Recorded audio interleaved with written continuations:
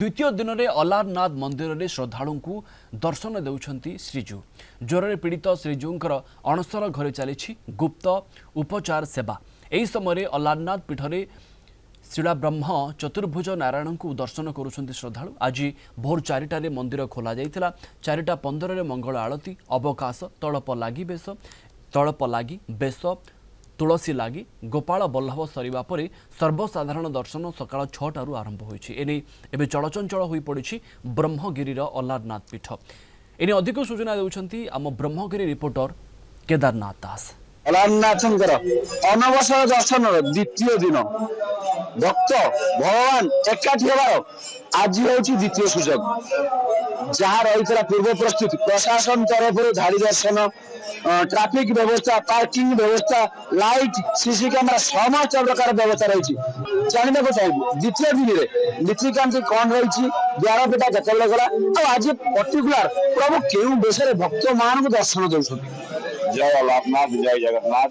आज महाप्रभु श्री अलारनाथ पीठरे अनवसर द्वितीय दिन। आज भोर 3टारू महाप्रभु द्वार फिटा जाए मंगल आरती बढ़िया पर तड़प लगी अवकाश नीति सरला। अवकाश नीति पर गोपाल बल्लभ उठी बर्तमान सर्वसाधारण दर्शन कर दिन 11:30 बेलू महाप्रभु हम सकाल धूप, 2:30 बेलू महाप्रभु हम द्विपर धूप, संध्या 8:30 बेलू महाप्रभु हम संध्या आरती कर 9:30 बेलू संध्या धूप बस, 10:30 बेलू महाप्रभु बड़ सिंगार भेष, 11:30 बेलू महाप्रभु बड़ सिंगार धूप, 12टा बेलू महाप्रभु पहड़ हो।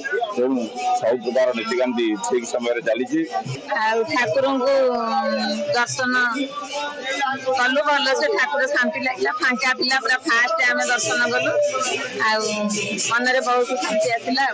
आज भल दर्शन है आम एत बाट आमर कमटा सफल है। आज बड़े भल दर्शन है, आनंद हो घर को। ठाकुर नीतिकांति ठीक रूप चली दिन गोटाए पर जो रही भंड भोग पर भोग बाहर लोक मैंने अबड़ा और खीरी पाइबे और आत्मसंतृप्ति लाभ करेंगे। ब्रह्मगिरी केदारनाथ दास कलगड़ी।